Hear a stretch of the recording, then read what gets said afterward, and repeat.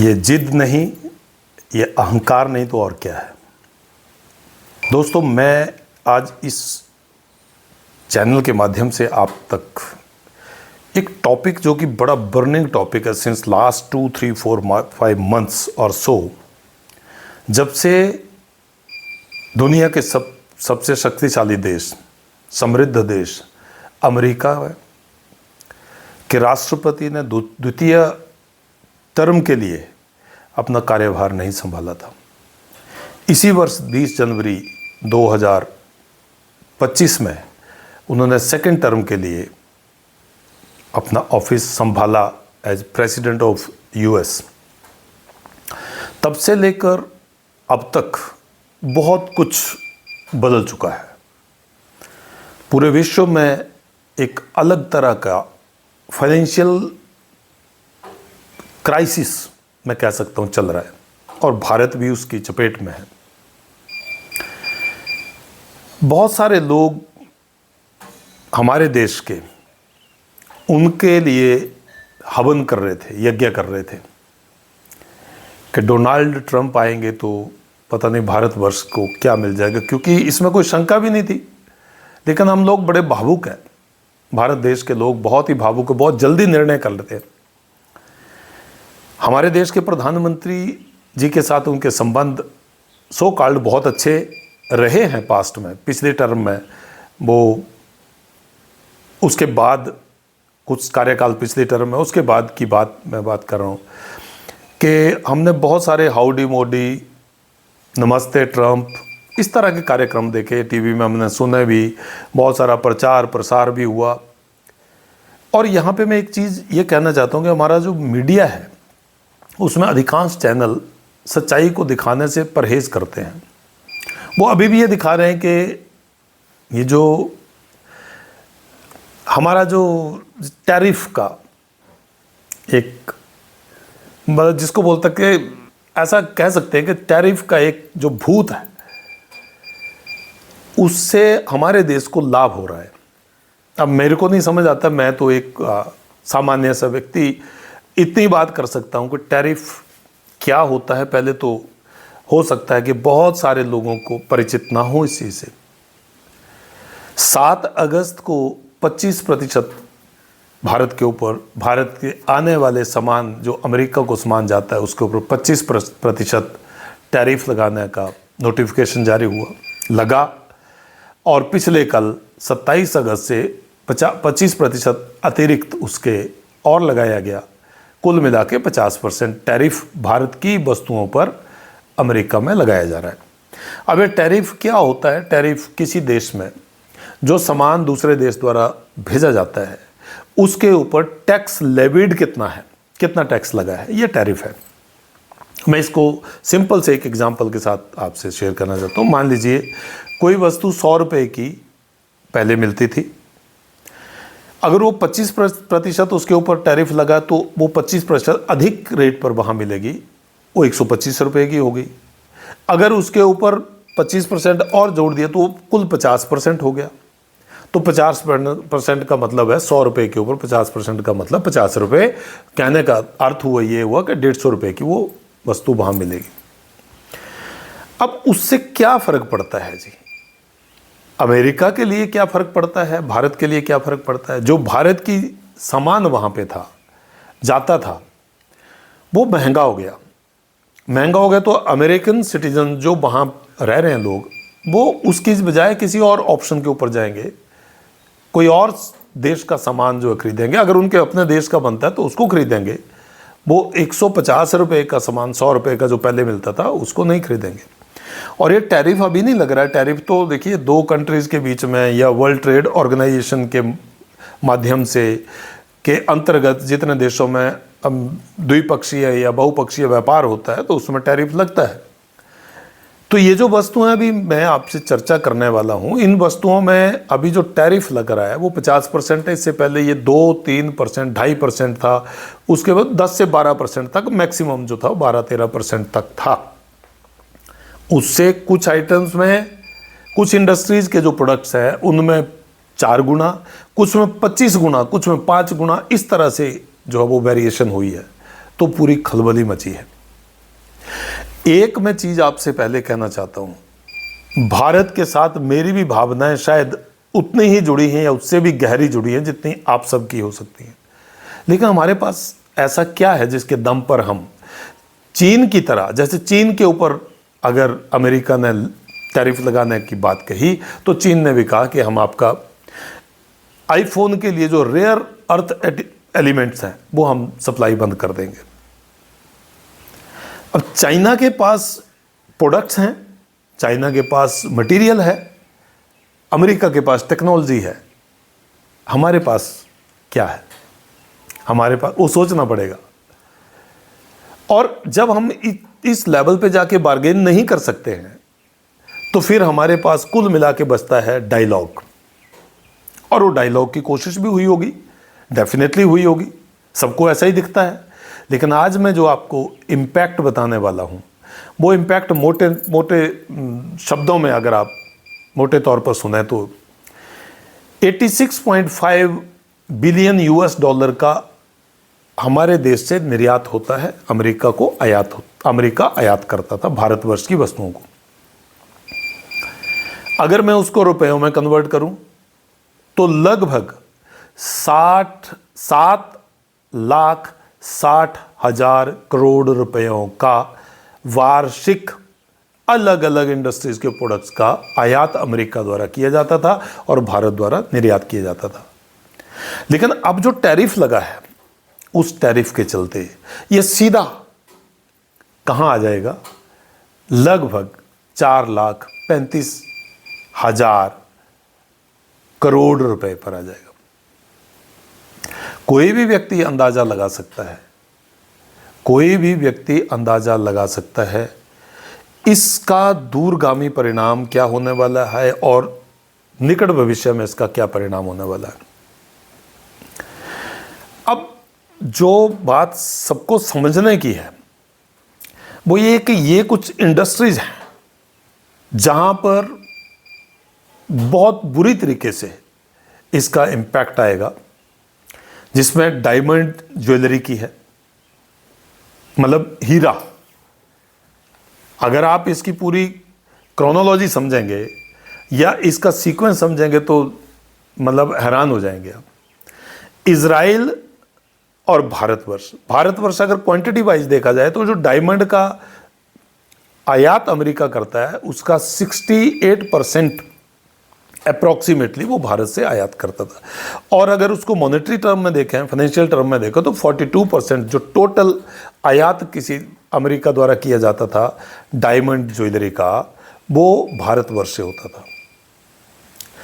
अब उसमें अगर गुजरात के लोग, गुजरात के व्यापारी इसमें हैं, थोड़े महाराष्ट्र के हैं, थोड़े राजस्थान के, लेकिन ज़्यादा हम सब लोग सुनते हैं कि जो डायमंड इंडस्ट्री है वो सूरत में है। और सूरत में क्या आपको ये जानकारी है कि एक धर्मनंदन डायमंड प्राइवेट लिमिटेड है, धर्मनंदन डायमंड प्राइवेट लिमिटेड, और उसके जो मालिक हैं पता कौन है? वो हैं हितेश पटेल जी। ये जानकारी मैं क्यों दे रहा हूँ? आपको याद है कि एक मोनोग्राम वाला हमारे देश के प्रधानमंत्री जी ने एक सूट पहना था, उस सूट को उस व्यक्ति ने 4,31,00,000 रुपए में खरीदा था, ऑक्शन हुई थी। वो व्यक्ति ये कह रहा है कि हमारा जो बिजनेस है वो पहले झटके में, पहले ही डाउन चल रहा था और पहले झटके में जो पहला झटका लगा 25% का, उसके बाद ये लगभग 30% नीचे आ गया। और सूरत के आसपास डायमंड इंडस्ट्री से जुड़े हुए लोग, चाहे वो कटिंग से हों, चाहे वो पैकिंग से हों, चाहे वो डिज़ाइन से हों, कुल मिला के 1.25 लाख से 1.5 लाख लोग जो हैं वो अपना जॉब लॉस करने का, उनको अपने पास अपने जो उनका पेशा था उनका, उसको लूज करने का समय आ गया। और 50% जब लग जाएगा तो ये करीब 40 से 45% व्यापार जो है वो नीचे आ जाएगा। अब इसमें James and jewellery export promotion council के अनुसार ये टोटल जो हमारा डायमंड की ये टोटल मार्केट यूएस में 5.7 बिलियन यूएस डॉलर की है। 5.7 बिलियन यूएस डॉलर की है। यहां से बड़ी चीज साफ हो जाती है। जो सामान्य तौर पर लोग समझने वाले हैं, जानने वाले हैं, सीखने वाले हैं और जो पढ़े लिखे लोग हैं, वो सारे लोग इस बात को समझते हैं। इतना बड़ा चंक अगर नीचे आएगा तो इसका मतलब है कि वहाँ पे एक डायरेक्ट और इनडायरेक्ट इम्पैक्ट जो है वो हमारी इकोनॉमी के ऊपर आने वाला है, आएगा। अभी आप देखें कुछ महीनों के तक आप, लेकिन मीडिया इस चीज़ को नहीं दिखा रहा है। अधिकांश मीडिया जो है वो इस चीज़ को नहीं दिखा रहा, वो इसके फ़ायदे गिना रहे हैं, टैरिफ के फ़ायदे। रेसिप्रोकल टैरिफ जो होता है वो एक अलग चीज़ है, उसके ऊपर भी मैं करूँगा। लेकिन मैं मुख्य जो इंडस्ट्री जो हमारी नीचे आने वाली है, जो जिसके प्रोडक्ट हमारे बहुत नीचे आने वाले हैं, वो है डायमंड एंड ज्वेलरी सेक्टर। उसके बाद textiles and apparels, textiles and apparel, leather goods. दुनिया में एक मार्केट है हमारे देश में, जैसे कानपुर है, दुनिया का एक रिनाउंड जो लेदर गुड्स के लिए पॉपुलर सिटी है, दैट इज कानपुर इन उत्तर प्रदेश। वहाँ पे करीब 3 से 4 लाख लोग जो है वो बेरोजगार होने वाले, जो किसी न किसी रूप से लेदर इंडस्ट्री के साथ जुड़े हुए थे। इलेक्ट्रॉनिक गुड्स है, मशीनरी है, सी प्रोडक्ट्स हैं। ये जो प्रोडक्ट्स हैं, इसमें मतलब ये जो इंडस्ट्री है, केमिकल्स हैं, हाई ऑर्डर केमिकल्स हैं, इनकी दशा जो है वो काफ़ी दयनीय आने वाले समय में हम सारे लोग देखेंगे। इससे क्या होता है, इससे हम ये कह सकते हैं कि हमारी जो इकोनॉमी है, अगर उसमें सिर्फ मैंने कुछ इंडस्ट्रीज का नाम गिना है, केवल यही नहीं है, पूरे का पूरा इकोनॉमी हमारी डिस्टर्ब होगी, पूरी इकोनॉमी डिस्टर्ब हो। क्यों होगी? जो ये लोग जुड़े हुए थे, रोजगार के साथ जुड़े हुए थे, इन लोगों के पास पैसा आ रहा था, इनकम आ रही थी तो इनकी परचेज पावर जो थी वो अच्छी थी। अब अगर इनकम नहीं आएगी तो परचेज पावर अफेक्ट होगी। परचेज पावर नहीं है तो वो टीवी नहीं खरीदेंगे, वो गाड़ी नहीं खरीदेंगे, वो स्कूटर नहीं खरीदेंगे, वो लग्जरी आइटम नहीं खरीदेंगे, वो कोई गारमेंट्स नहीं खरीदेंगे, इलेक्ट्रॉनिक्स की गुड्स नहीं खरीदेंगे। क्यों खरीदेंगे वो, जब उनके पास जेब में पैसा नहीं है? तो अब मेरे को लगता है कि ये आप इस चीज़ को मतलब समझ गए होंगे कि डायरेक्टली और इनडायरेक्टली हमारे देश के ऊपर इसका क्या इम्पैक्ट होने वाला है। अब जो इससे एग्जेम्पशन भी है, किसको एग्जेम्पशन है? जो हमारे सेक्शन 32 टैरिफ के ऊपर है, जिसमें ऑलरेडी हमने कुछ एग्जेम्प्ट किए प्रोडक्ट्स हैं, या जो एडिशनल जो हमारा ये लग रही है, टैरिफ लग रही है, उस टैरिफ से एग्जेम्प्ट किए गए प्रोडक्ट हैं, उनको छोड़कर बाकी सारे प्रोडक्ट्स के ऊपर जो टैरिफ है वो लग रहा है।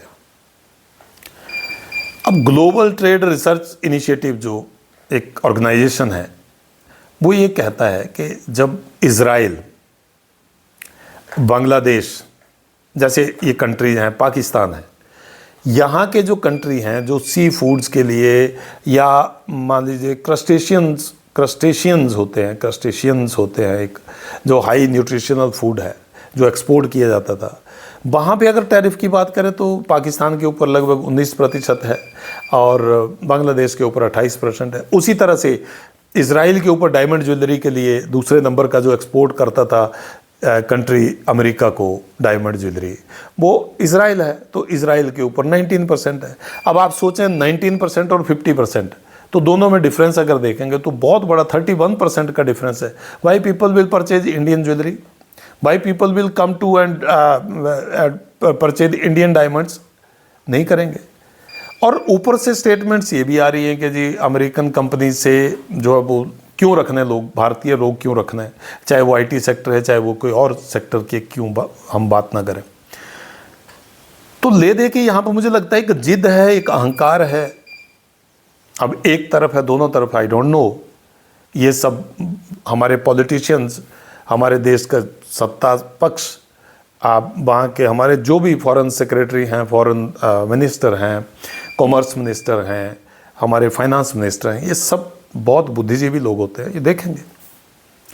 लेकिन जो मेरे को बीइंग अ कॉमन पर्सन जो कुछ थोड़ा बहुत समझ सकता है, वो यही मैं समझ पा रहा हूँ। फर्नीचर इंडस्ट्री है, टेक्सटाइल मैंने बोला, कारपेट इंडस्ट्री है, श्रिम्प्स बोलते हैं हम इसको, क्रस्टेशियंस को श्रिम्प्स बोल देते हैं। ऐसी जो इंडस्ट्रीज हैं, इसके ऊपर बहुत बड़ा इम्पैक्ट आने वाला है साथियों। चाइना, वियतनाम, मैक्सिको, ये ऐसे जो कंट्रीज जो रेडी हैं कि इंडिया का शेयर है वो फॉरेन की मार्केट से हम लोग किसी तरह से ग्रैब करें, उनके पास अपॉर्चुनिटी मिल गई। हम ये सीज़ फायर को लेके बात करते तो कई बारी जो है वो बोल चुके हैं वो कि मैंने सीज़ फायर करवाया है, और ये सब चीज़ें जो हैं वो जब से चल रही हैं तब से लेकर अब तक इसके ऊपर जो एक टेबल टॉक, अच्छे तरीके की टेबल टॉक जिसमें अच्छे म्यूचुअल जो अंडरस्टैंडिंग के साथ होता। देखिए, हम ना तो अमेरिका के बिना भारतवर्ष का गुजारा है, मतलब माफ़ करें मुझे, जो हम ज़्यादा भारतीय, बड़ा भारतीय दिखाने की कोशिश में कुछ लोग जो है वो अपनी तरह से इस बात को सोच सकते हैं, but the matter of the fact is technology America के पास बहुत बड़ी है, बहुत ज़्यादा है। R&E में बहुत बजट खर्च करते हैं, हम लोग उस बजट को कम करते हैं, बहुत रिड्यूस कर रहे हैं हम उसको। दूसरी तरफ चाइना एक पूरी वर्ल्ड में, पूरी दुनिया में अपना सस्ते प्रोडक्ट के लिए जो कस्टमाइज्ड प्रोडक्ट हैं, जो कस्टमर की डिमांड के ऊपर प्रोडक्ट है, ऐसे प्रोडक्ट मार्केट में फैला रखे हैं। हम केवल दिवाली के आसपास आके बोलते हैं कि हम स्वदेशी अपनाएं, या हम ये भी बोल देते हैं कि लड़ियां ना लगाएं चाइना की लड़ियां ही नहीं है, बहुत कुछ है। इससे हमारा फार्मा सेक्टर, फार्मास्यूटिकल बड़ा नुकसान होगा, उसको बहुत एक्सपोर्ट करता था, वो नुकसान होगा। तो साथियों, समझने की बात है और रिस्पॉन्सिबिलिटी लेने की बात है, चाहे वो ब्यूरोक्रेसी हो, चाहे वो हमारी जो है वो विधायिका हो, सबको इसके ऊपर रिस्पॉन्सिबिलिटी लेने की आवश्यकता है और सबको इस बात को समझने की आवश्यकता है। 5-7-10% लोग जो हैं, वर्ल्ड की हम चौथे नंबर की इकोनॉमी है, नो डाउट अबाउट इट, लेकिन अगर उसमें 1%, 2% लोगों को निकाल दिया जाए तो बाकी फिर हम लोग जो है वो पर कैपिटा के हिसाब से हम बहुत नीचे आ जाते हैं। और 140, 45, 150 लाख, मतलब 150 करोड़ लोगों का जो देश है, largest democracy of the world, अगर उसमें मेजॉरिटी जो लोगों की है उनके पास, ये तो मतलब सबको विदित है ये कि 82 करोड़ लोग जो हैं वो 5 किलो अनाज के ऊपर, उनको 29 तक 5 किलो अनाज मिलता रहेगा, मुफ्त मिलता रहेगा। लोग बहस करते हैं, लोग आपस में, हम लोग चर्चा करते हैं, डायलॉग करते हैं, कभी डिस्कशन करते हैं, कभी वो आर्ग्यूमेंट बन जाती है कि इसने बोला था 1500 रुपया, उसने बोला था 2000 रुपया, उसने बोला था 2100 रुपया, इसने बोला था 2500 रुपया। सब्सिडी किस चीज़ की, या क्यों, why it is required? Because job market में जॉब नहीं है। आज मैं इस वीडियो में इतना ही कहना चाहता हूं कि थोड़ा फैक्ट्स को समझने की कोशिश करते हैं, और अपार्ट फ्रॉम दिस के गवर्नमेंट को क्या करना चाहिए, कोई सजेशन नहीं है हमारी। गवर्नमेंट, बहुत बड़े बड़े लोग वहाँ बैठे हैं, बहुत बुद्धिजीवी लोग वहाँ बैठे हैं, वो देखें। लेकिन कॉमन मैन को ये समझना होगा कि हमारा आने वाला जो समय है उसमें हमें बहुत चुनौतियों का सामना करना पड़ेगा, फाइनेंशियली और ओवरऑल। तो इस चीज़ को हम लोग जो है वो देखें। साथियों, मेरा नाम देवेंद्र चौहान है और मैं इस चैनल के माध्यम से आप तक जो है वो अपना विचार साझा करता हूँ।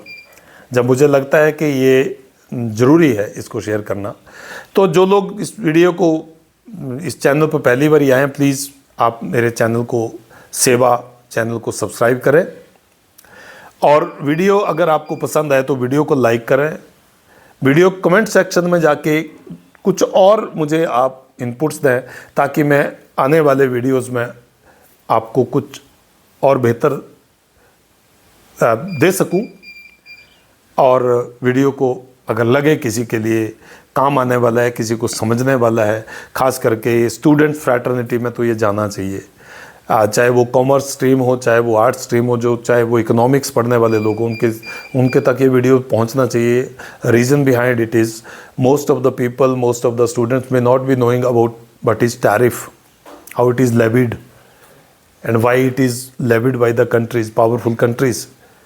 तो बार्गेनिंग करने की पावर नहीं है हमारे अंदर, उस बात को बड़े दम के साथ रखने वाली जो अभी पावर नहीं है। तो हमें सब लोगों को मिलकर बहुत कुछ करना पड़ेगा। आईटी सेक्टर के ऊपर हम डिपेंडेंट थे, लेकिन आईटी सेक्टर, एआई के आने के बाद आईटी सेक्टर का भी मतलब यही बोल सकता हूँ मैं, भगवान करे ऐसा ना हो, लेकिन आईटी सेक्टर बहुत लंबे देर तक जो है वो सर्वाइव नहीं कर पाएगा because of with the onslaught of artificial intelligence and machine learning.